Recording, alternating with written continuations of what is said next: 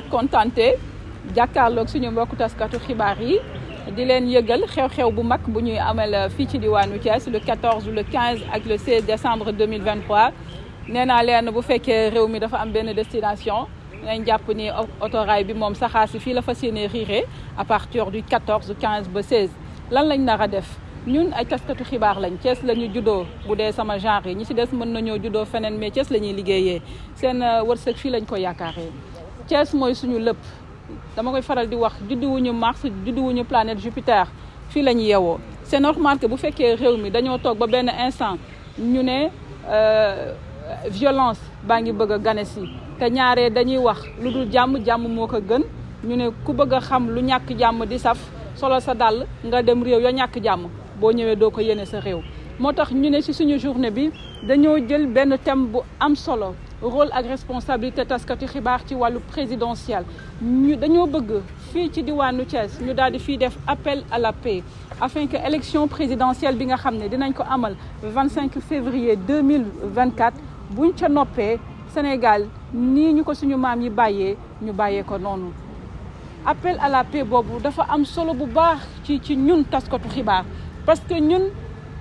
lii mooy suñu liggéey amuñu leneen bu ñu noppee wax rek am problème bu ñu noppee bind am problème moo tax ñun li yëngu réew mi waxta jóge ci ñun moo tax ñu ne ñun tamit à travers ces journées dañ ciy jouer suñu partition beneen pàcc bi ñeel taskatu xibaar yi ñu bare am nañ chance couvrir présidentielle ñenn ñi sax ñoo ngi couvrir présidentielle mais xamuñu nu ñuy couvrir présidentielle ñun ñu ne ci suñu bëccëg yi dañ cee bëgg a tàggat bu baax ñi nga xam ne ñoo di taskatu xibaar yi ñu xam bu fekkee da ngay couvrir présidentielle nan nga waree teniru en tant que journaliste loolu bokk ci suñuy programme mais tamit mu am beneen programme boo xam ne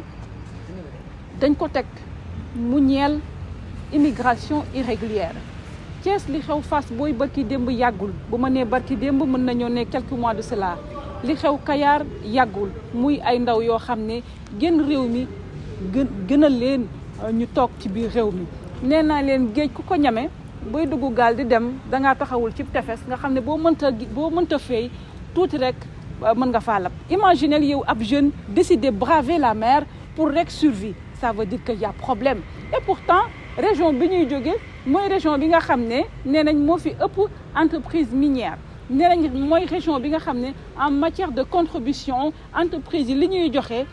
beneen région duñ ko joxe ndax macha allah bëri nañ liggéey bi ñu fiy liggéey am na solo milliards yi fiy jóge am na solo moo tax ñu ne yile entreprise la ñu woo ci benn forum des entreprises bu ko defee ku ci nekk nga wax lan ngay def wala boog lan nga mën a dolli bu ko defee ñu gën a xeex bu baax li nga xam ne moom moo di mbëkk mi école de formation yu bari bu ci mel ni ISEP bu ci mel ni lycée technique ñoomee tamit seeni dinañ ñëw parce que tamit cachet populaire boobu foo mu am ci ñu def tamit benn formation boo xam ne dañ ko jagleel ñi nga xam ne dañoo nekk ci école de formation yi mënoon nañ koo jagleel suñu bopp xadi yu ma jël P Pierre jël 2 amul sens kii di commencé jàng jël na P nga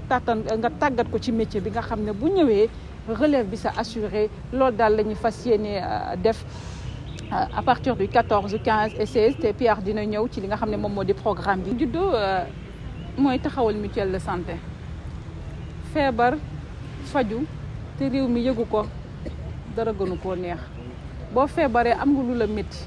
sa métti bu fekkee dañ ko bëgg a wasaare ba nit ñi jàppale la nga faju da ngay am double méttit parce que nee naa leen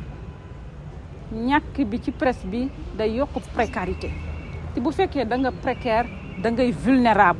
vulnérabilité boobu nag ñun la ñu ne surtout ci côté maladie dañ cee fas yéene xar suñu tànk tubéy mooy lan lépp li nga xam ne jëlee nañ ko ci gala bi dañuy taxawal suñu mutuelle de santé des journalistes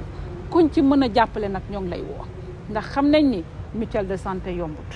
wante ñun am nañ ambition bi am nañ bëgg-bëgg bi te soobee yàlla bu fekkee suñu bakkan yi ñoo ngeeg ñun danañ ko taxawal de ndax tamit dañoo sonn ci suñuy ñoñ ñenn ci bu ñu feebaree ñuy wër di cotiser di ket waa ñuy woote autorités yi nan nga koy xamee parfois à travers ci programme bi boo waxee mutuelle bi autorités yi nga rencontré ñoo koy njëkk a saluer parce que autorité dina xam lu taskatu xibaar xamul man xadi yu mën na ma feebar ma woo Diouf ne ko Diouf jàppale ma léegi nag bu ma demee ba ne Diouf mii dama bëgg a taxawal mutuelle de santé Diouf dama ciy gunge ndax ñoom xam nañ li ñuy dund parce que du ñëpp ñoo nekk RTS du ñëpp ñoo nekk ci structure yi nga xam ne am nañ prise en charge médicale te tamit macha allah presse bi sakkan nañ lool entreprise yi bari nañ ñi nga xam ne ñoo ci respecté li yoon wax buñ leen di lim boo ci wàññee juróom mbaa juróom benn yaakaar naa ne di nga wàññiwaat bay bëgg a dee doo ci gis lenn parce que ñu bëri seen i ñooñ bu ñu feebaree ñoom ñooy gën a sonn moo tax ñu ne dañoo bëgg a taxawal suñu mutuelle de santé des journalistes buñ ko taxawalee bu ñu feebaree ñu mën a faju ndax feebar sutura la wante feebar boo xam ne boo feebaree nit réew mi yëpp yëg ko ba yow lal ba nga tëdd da ngay ne yàlla naa dee mais dafa am ñuy dund loolu feebar tëdd ci lalu hôpital bëgg sutura ne yàlla naa fi yem ndax bu ma fi yemul li sama jàngoro dina wasaaru ci réew mi ñëpp dinañ ko yëg te am na dund ba dee ak sutura moo dund ba dee sa lépp nekk ne fan loolu nag la ñuy bañ moo tax ñu ne dañoo bëgg a taxawal suñu mutuelle de santé bu ñu jógee ci li nga xam ne rek moom moo di journée de la presse yi. budget bi c'est 65 millions de francs CFA budget bi juróom benn fukki millions la ak juróom amul sama poche amul ci poche Pierre amul ci poche kenn ci ñun. léegi mais on a mis un programme assez ambitieux ndax li ñu bëgg a def mooy loo xam ne mooy ñuy jariñ en tant que tel parce que tey mënoon nañoo def suñu benn conférence yemale ko fa mais conférence boo ci noppee mënoo cee taxawal mutuelle de santé moom moo tax ñu teg suñu budget de 65 millions de francs CFA di ci remercier partenaires yi nga xam ne jàpp nañ ci ñi nga xam ne saisiroon nañ leen lettre yaa ngi ci tiroir bi léeg-léeg ñu ubbi xool ko xam ne ni bés bi yegsi na nañ ko ubbi teg ko ci kaw table bi luñ ci mën a def ñu jàpp ci parce que réellement on en a besoin les entreprises qu'on avait saisies mais également les autres entreprises ñoo ngi leen di woo ñoom tamit ñu daal di ñëw jàpp bu baax ci bés bi les professionnels des médias de la capitale du rail ñoom tamit mbir yi seen bés la ñoo ngi leen di woo ñoom ñëpp daal ñu ñëw jàpp ci parce que tamit mbir yi suñu mbir la te yaakaar naa ni feebar faju amande ko ma ci woo doo ma ci woowaat ñaari yoon. À la suite de ma consoeur et présidente de l'association de la presse locale de Thiès, je voudrais un peu revenir sur le sens même de l'organisation de ces journées. Vous savez que le Sénégal récemment a connu des événements malheureux. Pratiquement beaucoup de citoyens se sont posés des questions sur l'avenir de ce pays. La peur a gagné la majorité des Sénégalais. Nous sommes certes journalistes, mais nous sommes citoyens sénégalais. En plus, il n'y a pas de dichotomie entre l'information et la sensibilisation. Nous avons un rôle d'informer, mais également nous avons un rôle de sensibiliser. C'est tout le sens même de l'organisation de ces journées de l'appel prévu les 14, 15 et 16 décembre prochains. Et ces journées, il y aura un certain nombre d'activités. Déjà le 14, nous démarrons, la présidente l'a dit, par une session de formation à l'intention des jeunes confrères qui n'ont pas eu la chance de couvrir une élection présidentielle. Ça, nous le faisons en collaboration avec le CNRA, mais également avec l'ensemble des organisations de journalistes qui sont ici au Sénégal. Dans l'après-midi du 14, c'est le Forum des entreprises. Le Forum des entreprises, l'idée, c'est de rassembler toutes les sociétés qui sont sur le territoire régional, pas que les sociétés minières. C'est également l'occasion d'inviter la société civile, les organisations de jeunes, les élus, bref, tous les décideurs également, pour qu'on puisse discuter et essayer d'appréhender, même si c'est difficile, le phénomène de la migration irrégulière. La présidente l'a dit tout à l'heure. L'idée, c'est de donner un visage à la migration irrégulière à travers des témoignages, à travers des communications d'hommes qui ont eu l'expérience, d'éminents professeurs également, des directeurs d'institutions, d'enseignement supérieur, d'écoles de formation professionnelle, d'écoles d'enseignement supérieur également, pour un peu donner la chance ou bien montrer à ces jeunes-là qu'il est possible de rester dans ce pays et de réussir.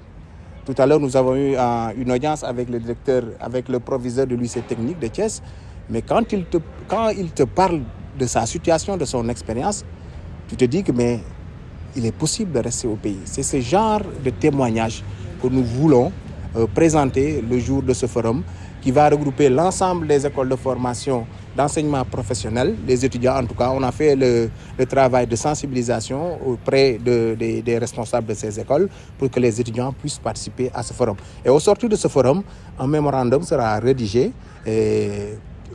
donner aux autorités administratives locales, mais également à tous les partenaires, les élus également, qui auront à participer à ce forum. Le lendemain, le 15, c'est une séance de don de sang qu'on organise à la promenade des Thiessois pour un peu venir en aide à la banque de sang de l'hôpital régional de Thiès. Vous n'êtes pas sans savoir que très souvent, les responsables de cette banque font appel à la presse pour faire passer les messages pour que les gens puissent donner de leur sang. C'est l'occasion pour nous, en relation avec les forces de défense et de sécurité qui sont à Thiès, de donner l'exemple. La presse donne de son sang, les militaires, les gendarmes, les policiers donnent de leur sang, bref, les Thiessois, pour un peu venir en aide à la banque de sang de Thiès. C'est l'occasion également de remercier le commandant de la zone 7 ici à Thiès. Dans l'après-midi, c'est le panel politique. D'ailleurs, c'est l'activité qui colle un peu au thème de ces journées. Le thème de ces journées, c'est la presse face aux défis de la présidentielle. L'idée, c'est de rassembler tous les acteurs politiques de l'opposition, du pouvoir, la société civile, mais les citoyens simples également, pour autour d'une table, discuter de cette élection. Une élection, comme le disait le gouverneur Alioune Badara Mbengue, qui va influer sur les carrières des uns et des autres. Et là, la presse a un rôle important à jouer dans cette élection. Il ne s'agit pas de prendre position pour un parti ou une coalition. Il s'agit tout simplement d'inviter l'ensemble des citoyens, à partir de Thiès, de lancer un appel à la préservation de la stabilité du pays. Et savoir qu'après 2024, que chaque citoyen prenne conscience qu'après le 25 février 2024, le Sénégal doit continuer et le Sénégal va continuer. C'est le sens de l'organisation de ce panel politique. Le 16, dans la matinée, c'est une randonnée pédestre qu'on organise avec le Comité national olympique sénégalais. Vous n'êtes pas sans savoir que le Sénégal va vers l'organisation des Jeux olympiques de la jeunesse de 2026. C'est l'occasion pour nous d'appuyer un digne fils de Thiès, Ibrahima Wade, président du comité d'organisation de ces Jeux, à travers cette randonnée pédestre, de faire un peu la promotion de ces Jeux, parce que Thiès également va abriter quelques camps, les hôtels notamment à Hambourg, quand on parle de Thiès. Et même le proviseur du lycée nous a dit que le lycée technique de Thiès a été choisi comme probable site d'accueil de délégation. Donc nous faisons partie de ces Jeux et c'est l'occasion pour nous, à travers cette activité sportive, de soutenir le Comité national olympique dans l'organisation de ces Jeux. Un événement international pour la première fois qui se passe au Sénégal. Donc c'est une fierté de voir un fils de Thiès présider ce comité d'organisation. Dans l'après-midi, c'est le samedi au 16, le 16 au soir, c'est la nuit des distinctions. Pourquoi la nuit des distinctions ? Nous sommes sortis un peu de ce qui se fait d'habitude, c'est-à-dire de primer les confrères entre eux. Bon, on a trouvé que, on ne dit pas que ça n'a pas de sens, mais la présidente l'a rappelé tout à l'heure, c'est pour un peu encourager nos jeunes frères qui sont dans les établissements d'enseignement de journalisme et de communication, pour qu'au moins qu'ils puissent avoir un goût du métier de journaliste et qu'ils prennent le bon chemin. Donc on a lancé un concours à travers un site sur le thème donner un visage à l'immigration irrégulière. Donc les meilleurs reportages radio, télé et presse écrite seront primés le soir du 16. Et ce sera également l'occasion de voir les pas de danse de certains confrères, parce que la soirée sera animée par Alioune Bainder. Et comme l'a dit la présidente, ça sera également l'objectif final, comme j'ai l'habitude de le dire, c'est de mettre en place cette mutuelle de santé pour les journalistes. La seule activité lucrative, à but lucratif de ces journées, c'est la soirée de gala. Toutes les activités que l'appel, on appelle à l'ensemble des autorités du département et au-delà de la région de Thiès, de toutes les sociétés qui sont au niveau du territoire régional, des bonnes volontés également, pour un peu venir appuyer l'association de la presse locale pour ces journées qui sont très très importantes, non seulement pour Thiès, mais pour le Sénégal tout entier. Je vous remercie.